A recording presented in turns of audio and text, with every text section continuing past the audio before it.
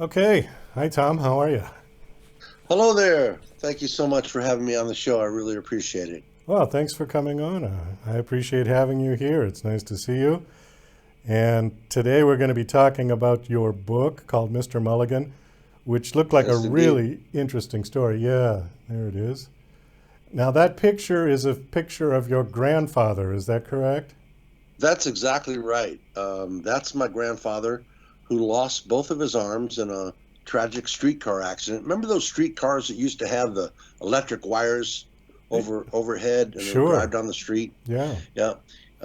He was on his way to meet his mom at the store, and it was one of the first rains after the summertime in the fall. And you know how everything gets really slick from the oil and the stuff that the gas that has been on the roads. And he slipped and fell across the tracks with both of his arms straight out. And before anybody could get to him, the streetcar came and severed both of his arms Oh, just below the shoulder. God.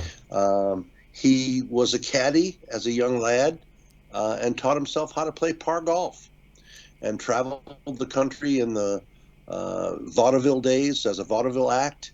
And then later on became an advocate for handicap rights and positive thinking. Uh, his main his main thing was, of course, no handicaps except a mental one. Um, there's also, in addition to Mr. Mulligan, we've also come out with an ebook called No Handicaps. This is a more of a kind of a therapeutic approach, if you will, is philosophy, if you will. But what's amazing about this book, No Handicaps, is that this 25,000 word treatise on overcoming your handicaps was typed one letter at a time on a big old black Royal typewriter with a pencil in his mouth, one letter at a Oh, time, that is amazing. 25,000. Wow. 20. And that's how he played golf. And he played with some of the heavyweights. He played with Bobby Jones and Walter Hagen and Arnold Palmer. And he would put the club in between his cheek and his shoulder and do what they call the full body swing. Wasn't really big on the fairways, maybe only 200 yards, but he was deadly on the greens and played near par golf. Well, even 200 yards, uh, doing it like that is unbelievable. I mean, there are people with two arms perfectly functioning that can't hit 200 yards on the Inclu- fairway. including myself. Yeah. That damn game about putting that ball in the hole is one of the most exasperating games, and that's really how this whole thing started. About a year and a half ago, we were closing one of our houses, getting ready for sale, and in the attic, we found a trunk full of old press clippings, hundreds of old press clippings, stories. We came to find out that he is actually was actually a magazine publisher and had a magazine called The Crutch and Cane that went Wow. out to some 30,000 handicapped people across the United States back in the 1930s. And so we found these old photographs and stuff. And so I wrote his life story in Mr. Mulligan. And then we found the manuscript, originally typewritten manuscript for No Handicaps. And he was really the forerunner of no excuses, tough love. And he just was not going to have it. I mean, there were people who thought he would be better off dead or he was going to wind up selling pencils on the corner. And he was just, he. I remember he told me once. He said, "I just got mad. How dare they think I couldn't, live a good, successful life just because I didn't have two arms?" You know? So you met him, obviously, right? Oh yes, I was his favorite grandchild. He Okay. spoiled me rotten, and he died in '67 of cancer, and but had lived a full, productive life. Four beautiful children, 16 grandkids.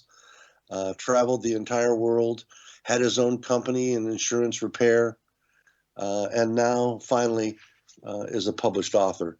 We're in the process too of trying to get him into the PGA Hall of Fame, and we're working. Possibly, we're talking with some people in Hollywood about doing a movie. Well, this would make an excellent movie. I mean, an Wouldn't that be unbelievable story. exciting? Wow. Yeah. would be So, very okay, you exciting. said he passed away in 1967. How old was he when he died? Ooh, let's see. I want to say he was he was born in 1883. I want to say 1893, 88 Yeah, maybe. okay, all right. And I was like 11, 10 or 11. Okay, so you knew Uh, him. You knew him when you were a child. I Yeah. did, but I have vivid memories of sitting on his desk and watching him pick up the phone with his shoulder and Oh, typing, of course, with a pencil in his mouth. And so he was he your. pretty I'm sorry. He was your father's father. he Okay. was my father's father. And this is basically this book, Mr. Mulligan, is one of 5 that I'll have coming out this year, all about the McAuliffes. The one I'm working on right now is about General Tony McAuliffe, who said nuts to the Germans in World War II. And then I'm doing a book on Krista McAuliffe, the first teacher in space and Oh yeah. civilian in space. And then lastly, and then one on Mad Dog McAuliffe, who was a Detroit Tiger and 1968 World Series player. And lastly, Governor Terry McAuliffe, called Life of the Party. And so those will be coming out, and hopefully people will come by Amazon or my website and check them out. Are you related to all of those people? I am. All of the McAuliffes actually are interrelated. We all come back to 16th century, a place called Dunhollow in County Cork in Ireland. And interesting that you bring it up, because we're having the first Clan Ollie. It's a Clan Fest, worldwide family reunion this June. We've converted an old church as the McAuliffe Heritage Center in Newmarket, County Cork, Ireland. So you said the motivation for the book was you found a trunk full of old memorabilia, and that's what got you stimulated to write this thing? Yeah? Well, I've always wanted to write a book. I come from the magazine side of the house. I was an editor of Government Video Magazine and several other different magazines, and got 25 years of bylines in the magazine. And I've always wanted to write a book, and I got tired of waiting for Simon and Schuster to call, so I decided to do it myself. A lot of people have been tired of waiting for them to call, that's for sure. But There's good news and bad news about independent publishing these days. The good news is anybody can produce a professional book. The bad news, anybody can produce a professional book. yeah, I use that same sort of line in a book I wrote about podcasting. And I said the good news is that anybody can do it, and the bad news is that anybody can do it. Because the market is so saturated with mediocrity that the good books and the good podcasts just get, buried under the swamp. And the trick is not even as much to do a good product, although that's important. But the trick is really to get yourself noticed above all of the other, and it's crazy. That's really the challenge. Well, the great thing about shows like yours is that you provide access to people and a worldwide audience, and guys like me who would never see the light of day on a network show or something like that. And in these trying times, being able to hear different points of view and stuff on shows like yours is just golden. Well, I thank you for that. And really the reason that we started it was because, well, this particular show, the video show, we started because of COVID. Because so many authors out there got shut down because they couldn't do book tours, they couldn't do in-person signings, all of that got shut down. So we said, well, let's do a virtual version. And then that just sort of took off. And then we started working with a lot of publicists who had authors, up the hoo-ha, trying to get some kind of publicity. And with in-person out of the way, not available, the show became a great hit. So we've done well with that. But more importantly, it was back to what we were just talking about, is that not only do I feel for people who are writing great books, making great films, writing great music, they're in the same predicament with this sea of mediocrity that they're trying to rise above. So I'm trying to help those people as well as help myself with this show. one hand sort of washes the other. So if I help to bring them up, they'll in turn help to bring the show up. So that's kind of where we're going with it, and it seems to have been fairly successful. Well, we're exploring doing an audiobook as well. I don't know if you know this, but the recent study came out and said that audiobooks are the fastest growing medium in bookdom, if you will. I always prefer a hard copy. Well, I do for too. some reason, just having it, in my hands. Yeah. But ebooks account for, I want to say, 57% of the market now. Well, they are More than convenient. half They are are ebooks convenient. now, Yeah, so. because you can listen to it while driving, which is something that I like to do. Now that you cannot do with a hardcover book. But if you have the time to sit and read, I would much prefer to read the book as a hardcover or paperback than off of a screen. I get eye strain after a couple of hours looking at the screen, where I don't with a regular book, with a real book. We've got just a couple of minutes left, and I wanted to hit on, there's another book here that is in the works, Major League Baseball player, also a McAuliffe. Yes, Dick McAuliffe of the 1968 Detroit Tigers. That's where I grew up. He was nicknamed Mad Dog. He was a fire plug. And we talk a little bit about the 1968. I vividly remember the fourth game of the World Series, for example. The Detroit riots were happening.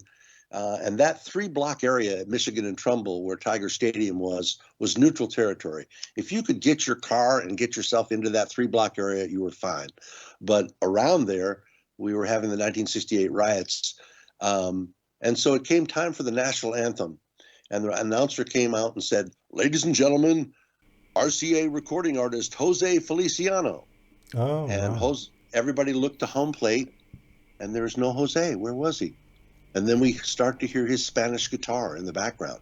And we look out in left field, how appropriate. We look out in left field, and there on a little stool is Jose Feliciano playing the national anthem. Wow. And 68 was a magic year for the Detroit Tigers, and it will be interesting to look at Dick McAuliffe's life. Now, what relation are you to Dick McAuliffe? Dick McAuliffe is my grandfather's brother's son. A grandfather's brother's son. So Yes. it's like a second cousin, Exactly. maybe once removed or something. Exactly. I kind of lose that, but yeah, okay. All right, that's cool. Well, Tom, we got to wrap this up. We are out of time. Thank you so much for coming on and sharing this story. Do you have a website that you want to give out? People can check out your story and your books. Well, wonderful. You can go to my website, which is author Tom McAuliffe, McAuliffe, authortommcAuliffe.com.